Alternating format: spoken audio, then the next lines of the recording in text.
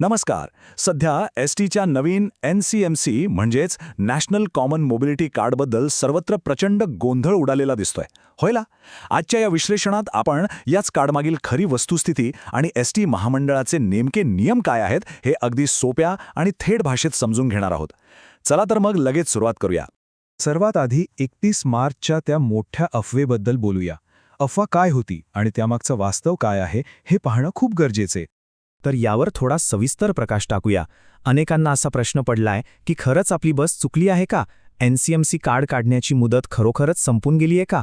अगदी प्रामाणिकपणे सांगायचं तर याच प्रश्नाने गेल्या काही दिवसांत अनेकांची झोप उडवली होती. झालं असं होतं की 31 मार्च ही नवीन कार्ड काढण्याची अंतिम मुदत असल्याची एकच चर्चा वाऱ्यासारखी सर्वत्र पसरली होती. जणू काही त्यानंतर एसटीत प्रवेशच मिळणार नाही. पण वास्तव याच्या अगदी उलट आहे. एसटी प्रशासनाने अशी कोणतीही डेडलाईन किंवा अंतिम तारीख निश्चित केलेलीच नाहीये. ही केवळ आणि केवळ एक अफवा होती आणि त्यामुळेच विनाकारण एकच घबराट निर्माण झाली.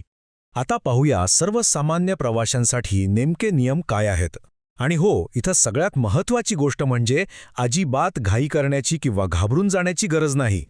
या सर्वसामान्य प्रवाशांच्या गटात नक्की कोण कोण येतं? तर आपले अमृत योजनेचे लाभार्थी, ज्येष्ठ नागरिक, महिला सन्मान योजनेतून अर्ध्या तिकिटावर प्रवास करणाऱ्या महिला, विद्यार्थी आणि आपले दिव्यांग बांधव. या सर्वांसाठी एक अत्यंत दिलासादायक बातमी आहे.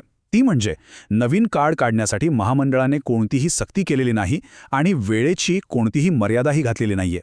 त्यामुळे यातला सर्वात महत्त्वाचा मुद्दा हा आहे की आपलं जुनं ओळखपत्र फेकून देण्याची किंवा ते आता चालणार नाही असं समजण्याची अजिबात आवश्यकता नाही.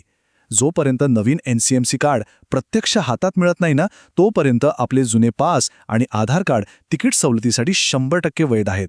म्हणजे पूर्वीप्रमाणेच एसटीमध्ये तिकीट सवलत कोणत्याही अडथळाविना अगदी सुरळीत मिळत राहील. ऐकणे मस्त बातमी. आता जरा निवृत्त कर्मचाऱ्यांच्या नियमांकडे वळूया. ह्या संपूर्ण नियमावलीतील हा एकमेव अपवाद आहे बरं का. जुलै 2026 ही तारीख अतिशय महत्त्वाची आहे, पण फक्त आणि फक्त एसटी महामंडळाच्या निवृत्त अधिकारी आणि कर्मचाऱ्यांसाठीच. त्यांना त्यांच्या मोफत प्रवासासाठी जुलै 2026 पासून हे नवीन NCMC कार्ड वापरणं बंधनकारक असणार आहे. परत एकदा सांगतो, सर्वसामान्य प्रवाशांचा या तारखेशी किंवा या नियमाशी काहीही संबंध नाहीये. बरं, मग आता या नवीन कार्डसाठी नोंदणी नक्की कशी करावी? खरं सांगू तर ही प्रक्रिया अतिशय सोपी आणि एकदम तडावमुक्त आहे. ती कशी ते आपण लगेच पाहूया. आणि यावरून हे उत्तमरित्या स्पष्ट होतं की ही केवळ 3 टप्प्यांची अतिशय साधी सोपी प्रक्रिया आहे. पहिला टप्पा, आपल्या स्वतःच्या वेळेनुसार आणि सोयीनुसार जवळच्या एसटी डेपोमध्ये जाणं. दुसरा टप्पा, तिथे जाऊन NCMC कार्डसाठी नोंदणी करणं. आणि तिसरा टप्पा, फक्त थोडी वाट पाहणं. साधारण 1 महिन्यात हे नवीन स्मार्ट कार्ड थेट घरपोच किंवा मग डेपोमध्ये मिळून जाईल. एकदम सोपं काम. थोडक्यात सांगायचं तर एसटी महामंडळाचे हे नियम आणि सवलती अत्यंत सुटसुटीत आणि पूर्णपणे प्रवाशांच्या हिताचेच आहेत.